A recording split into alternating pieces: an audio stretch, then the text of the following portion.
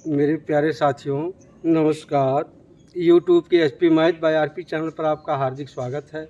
आइए आज हम लोग कक्षा 9 गणित के अंतर्गत लंबवृत्तीय शंकु का पृष्ठीय क्षेत्रफल ज्ञात करना सीखते हैं। आइए हम जान लेते हैं इस शंकु क्या होता है। पिछली कक्षाओं में हम लोग पढ़े भी हैं, आप देखते होंगे। मेले में, बाजार में चुरमुरे बेचने वाले, मूंगफली बेचने वाले किस तरह की पुड़िया बनाते हैं। देखिए, इस तरह की पुड़िया बना देते हैं, इस तरह से बना देते हैं। यही आकृति क्या है, यही जो आकृति बन गई, यही देखिए, इसी को कहते हैं शंकु। जोकर की टोपी आप देखे हो, जो इस तरह से लगाते हैं, ऊपर एक पूंछ लगा होता है, यह होता है शंकु। अब आइए हम लोग देखते हैं शंकु क्या होता है। देखिए, एक समकोण त्रिभुज है। यही क्या है, समकोण त्रिभुज है। इस तरह से यह समकोण त्रिभुज है।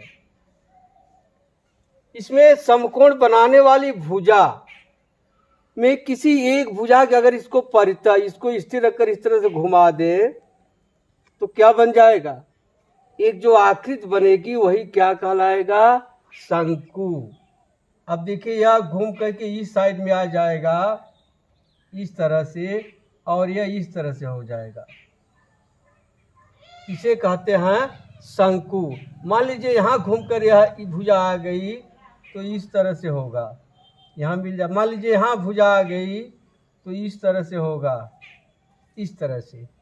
ये क्या बन गया, शंकु। अब हम शंकु कैसे परिभाषित कर सकते हैं। किसी समकोण त्रिभुज में समकोण बनाने वाली भुजाओं में किसी एक के परितः घुमाने से बनी आकृति शंकु कहलाती है। अब देखिए, अगर इस भुजा के परितः इस तरह घुमाएंगे, इस तरह, मान लीजिए समकोण त्रिभुज, इसको घुमा दिए हम इस तरह से, यह समकोण त्रिभुज है, तो जितना भुजाई उतना इधर आ जाएगा, इस तरह से, इस तरह से। अब समकोण की आकृति घूमते घूमते इस तरह की बन जाएगी। यह हो गया शंकु। तो शंकु की परिभाषा फिर सुन लीजिए। किसी समकोण त्रिभुज के समकोण बनाने वाली भुजाओं में किसी एक के परितः घुमाने से बनी आकृति शंकु कहलाता है। ठीक। अब देखिए, इस तरह से घुमाने से आकृति इस तरह से बन जाएगी।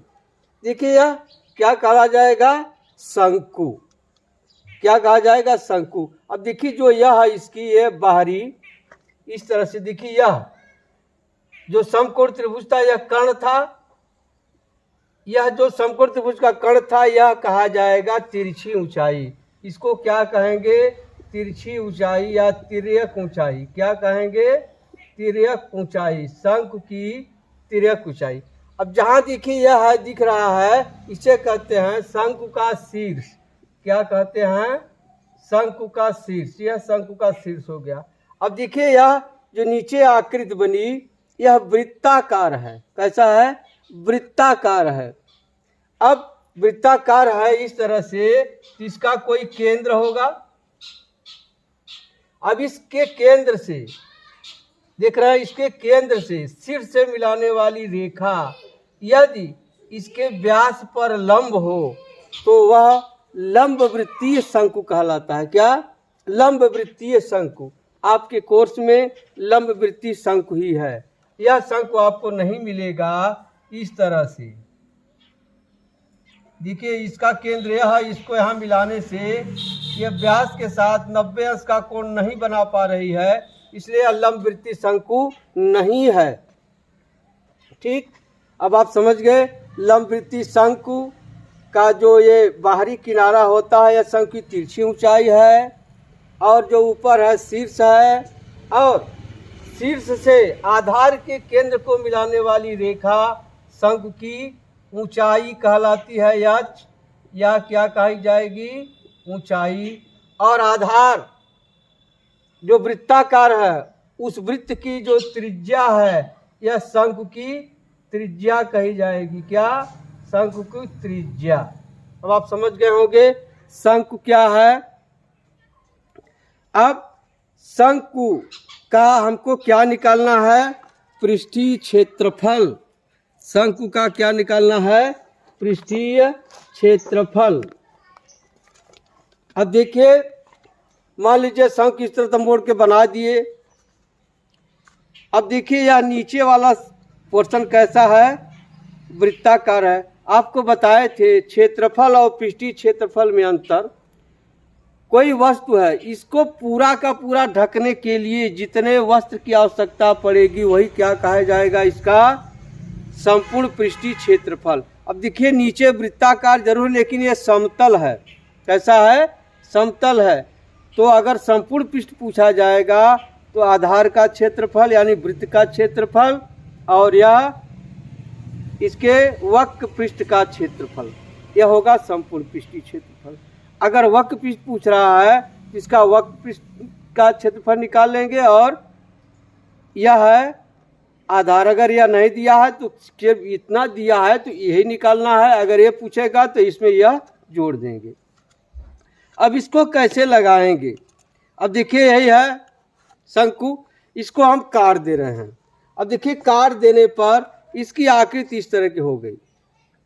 क्या हो गई, इस तरह की हो गई। अब इसको काटने से देखिए ये इसी तरह से मोड़ कर बना गया है ना, इस तरह से। अब यह आकृति किस तरह की मालूम पड़ रहा है कि यह किसी वृत्त का त्रिज्य खंड है, त्रिज्य खंड है। अब इसको इस तरह से बनाया गया था तो यह दूरी क्या हो जाएगी, लंबाई। कौन सी लंबाई होगी, तिरछी लंबाई या तिरछी ऊंचाई। और इसके केंद्र से जो मिलाई जाएगी शीर्ष को वह होगा ऊंचाई। अब इसका हमें निकालना है वक्र पृष्ठीय क्षेत्रफल। कैसे निकालेंगे, देखिए यहाँ पर 2 ठो दिया गया है। इसको हमने 24 भागों में बांट दिया और इसको 12 भागों में बांट दिया। काट करके इसको हमने चिपका दिया एक कागज पर इस तरह से। यह 24 भाग है, यह इस भाग है। अब यह किस तरह का लग रहा है, आयत जैसा लग रहा है। कैसा लग रहा है, आयत जैसा। अब देखिए इसी को काट करके नीचे चिपकाया गया है तो आधा पोर्शन ऊपर है, आधा पोर्शन नीचे है। और यह इसको बनाया गया है इस तरह से। शंकु का यह क्या बन गया, आधार कैसा है, वृत्ताकार है। तो वृत्त की परिधि क्या होती है, 2πr। तो आधा ऊपर है आधा नीचे है तो यह होगा πr, यह होगा πr। और यह तिरछी ऊंचाई है, यहाँ देखिए यह चौड़ाई काम कर रही है तो क्या होगा, आयताकार लग रहा है। यह आयत का क्षेत्रफल होता है लंबाई गुणे चौड़ाई। और लंबाई क्या निकल गया, πr। चौड़ाई क्या है, l है। इस तरह से आप इसका वक्र पृष्ठीय क्षेत्रफल निकाल सकते हैं। क्या होगा, πr/l। या आप दूसरे तरह से निकाल सकते हैं इस तरह से। अब देखिए इसको हमने इस तरह से काट दिया है, इस तरह से कटा है ना। मान लीजिए देखिए बटा है, यह B1 है, B2, B3, B4, B5 इस तरह से मोड़ कर बना दिया गया। मान लीजिए यहाँ से हम यह ऊंचाई डाल दी, यहाँ h, यह B1 है। हाँ, लेकिन देखिए यह इस पर लंब डाला गया है तो यह h के जगह क्या लिख देंगे, l लिख देंगे। तिरछी ऊंचाई, ऊंचाई है, यह तिरछी ऊंचाई है। इसका क्षेत्रफल क्या होगा, आधार गुणे ऊंचाई बटा 2। आधार है b। मान लीजिए अगर कई खंडों में बटा है, यहाँ B1 कर लेते हैं तो B1 गुणे l बटा 2। इसी तरह से कई खंड हैं, क्या हो जाएगा, B1 l बटा 2, B2 प्लस B3 l बटा 2। इसी तरह से होगा। अब इसमें से देखिए l बटा 2 हम कॉमन ले लें तो क्या बचेगा, B1 plus B2 plus B3। इसी तरह से अब यही देखिए यही सब जोड़ करके क्या है, इसका परिधि बन जाएगा। क्या परिधि, तो यहाँ हो जाएगा 2πr, इसका हो गया मान। और इसके पहले यहाँ l बटे 2 है 2 से 2 कट गया, क्या आ गया? पाई आर यल। यही शंकु का तिर्यक पृष्ठ है। क्या है? शंकु का तिर्यक पृष्ठ। अगर मान लीजिए पूछ रहा है शंकु का संपूर्ण पृष्ठ, तो क्या करेंगे? निकाल ले शंकु का तिर्यक पृष्ठ बराबर क्या हो जाएगा? पाई आर यल। यह तुम निकाल लिए। अब पूछ दिया शंकु का संपूर्ण पृष्ठ बराबर क्या होगा? तिर्यक पृष्ठ धन आधार का क्षेत्रफल। तिर्यक पृष्ठ निकाल लिए हैं पाई आर यल। आधार का क्षेत्रफल होता है पाई आर स्क्वायर। अब इसमें से पाई आर कॉमन हो जाएगा, बचेगा L plus R. L plus R, ये हो गया संपूर्ण पृष्ठ। अब आइए इन्हीं सूत्रों की सहायता से हम कुछ प्रश्नों को हल करना सीखते हैं। या कुछ प्रश्नों को हल करना सीखते हैं। देखिए पहला प्रश्न है, एक लंबवृत्तीय शंकु का वक्र पृष्ठीय क्षेत्रफल ज्ञात कीजिए। क्या पूछ रहा है? वक्र पृष्ठीय क्षेत्रफल यह पूछ रहा है। अब जिसकी तिर्यक ऊंचाई यल बराबर दिया है 10 सेंटीमीटर और आधार की त्रिज्या आर बराबर दिया है 7 सेंटीमीटर, तब हम जानते हैं शंकु का वक्र पृष्ठीय क्षेत्रफल बराबर क्या हो जाएगा? पाई आर यल। इसी में मान रख दे 22/7 गुणे आर बराबर है 7, यल बराबर है 10। 7 से 7 कट गया, बराबर आ जाएगा 220 वर्ग सेंटीमीटर। पहला प्रश्न लग गया। शंकु का तिर्यक पृष्ठ या वक्र पृष्ठीय क्षेत्रफल, तिर्यक पृष्ठीय क्षेत्रफल भी कहते हैं या तिर्यक पृष्ठ भी कहते हैं, 220 वर्ग सेंटीमीटर। अब आइए दूसरा देखते हैं। दूसरा है, एक शंकु की ऊंचाई 16 सेंटीमीटर है। लिखते चलिए, ऊंचाई कितना है? 16 सेंटीमीटर। आधार की त्रिज्या आर बराबर है 12 सेंटीमीटर। वक्र पृष्ठीय क्षेत्रफल पूछ रहा है। वक्र पृष्ठीय क्षेत्रफल के लिए हमें क्या चाहिए? यल चाहिए। यल मालूम नहीं है तो हम निकाल लें। देखिए अभी हम लोग निकाले इस तरह समकोण त्रिभुज, इसी को मोड़ कर बनाया गया, इसी घुमा करके। मान लीजिए यह तिरछी ऊंचाई है, यह एच है, यह आर है, तो पाइथागोरस प्रमेय से क्या हो जाएगा? यल स्क्वायर बराबर H square plus R square. अब देखिए एच दिया है 16 का वर्ग धन आर दिया है 12 का वर्ग, 16 16 हम 256, 12 12 में 144, यहाँ जाएगा 6 4 10, 5 4 9 10, 3 1 4, 400। इसलिए यल बराबर आ जाएगा करनी में 400 यानी 20, यानी यल बराबर क्या आ गया? 20 सेंटीमीटर। अब निकाल ले शंकु का वक्र पृष्ठीय क्षेत्रफल। क्या?